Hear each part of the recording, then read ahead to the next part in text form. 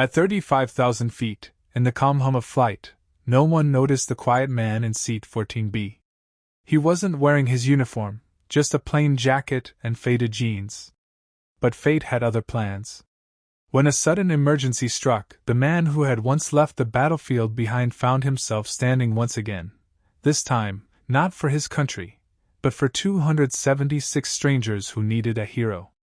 The Airbus soared smoothly through clear skies, sunbeams glowing softly through the windows. Passengers chatted, sipped drinks, watched movies. In seat 14B sat David Miller, a 38-year-old former soldier. His broad shoulders and upright posture hinted at his past, but his tired eyes told another story.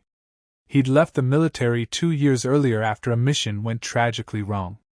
Since then, he had avoided anything that reminded him of duty or danger.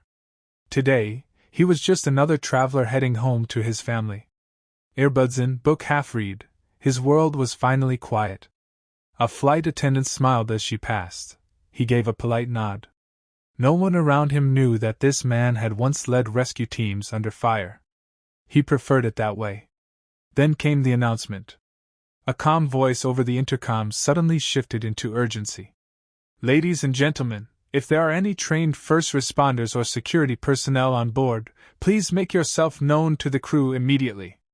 Murmurs spread like ripples through the cabin. Heads turned. Anxiety began to build. David froze. He hadn't expected this. He wasn't in uniform. He wasn't here to save anyone. But as his heart pounded, his soldier's instincts stirred. Something was happening, and whether he liked it or not, his seat 14B was no longer just another seat. The lights flickered. A flight attendant hurried down the aisle, her face pale. A young man near the back clutched his chest, gasping for air. Panic spread fast. Oxygen masks dangled from overhead compartments. Some passengers screamed, others froze in confusion. The captain's voice returned, strained. We have a medical and security emergency. We ask that anyone with military, medical, or emergency response training please assist the crew immediately. David's hands tightened around his armrests. He could pretend he didn't hear. He could stay seated like everyone else. But in his mind, he saw flashes of the battlefield, his team, the chaos, the lives saved and lost. He had promised his wife he'd never go back. But destiny wasn't asking.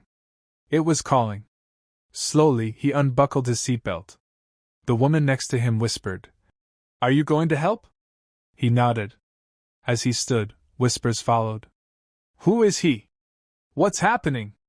David made his way toward the back. The man was unconscious now, a woman crying beside him.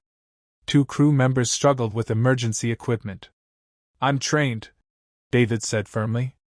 They stepped aside without hesitation. His calm, authoritative tone cut through the panic like a blade.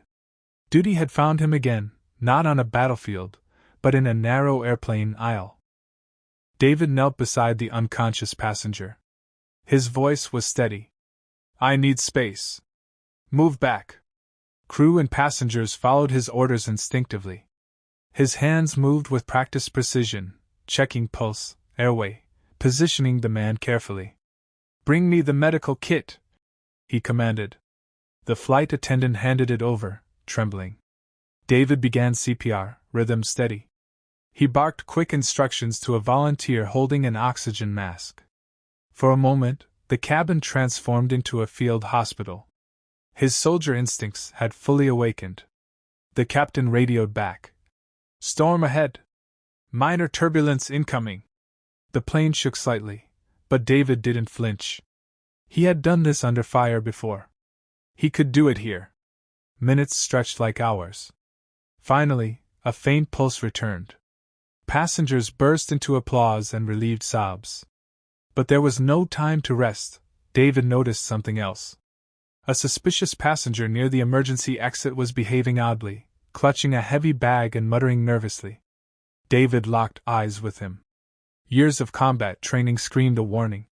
This flight wasn't out of danger yet.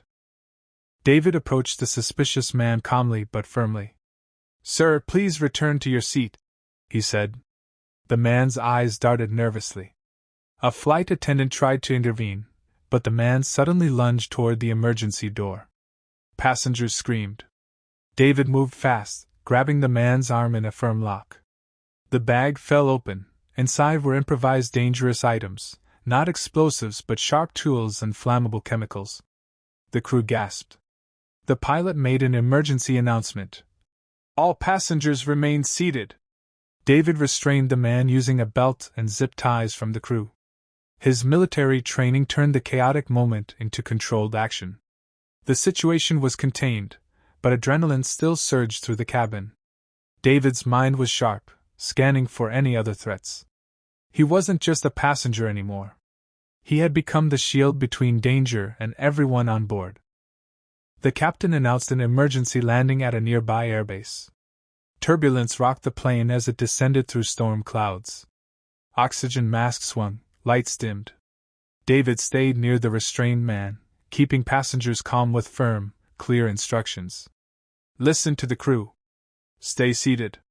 You're safe, he repeated, his presence grounding everyone. Outside, lightning cracked across the sky. The plane jolted but held steady. As the wheels finally screeched onto the runway, a collective breath was released. Passengers erupted in applause and tears. David closed his eyes for a moment, feeling his heart pound. He hadn't planned to be a hero today. But duty doesn't ask, it calls. Emergency vehicles surrounded the plane as it stopped. Police took the restrained man away. Paramedics carried the revived passenger on a stretcher.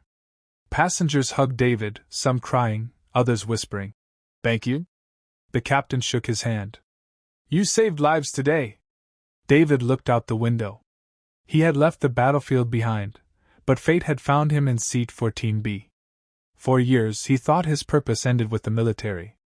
But today proved otherwise. As he walked down the steps into the sunlight, the wind brushed against his face. Duty isn't just on the battlefield. Sometimes it finds you at 35,000 feet.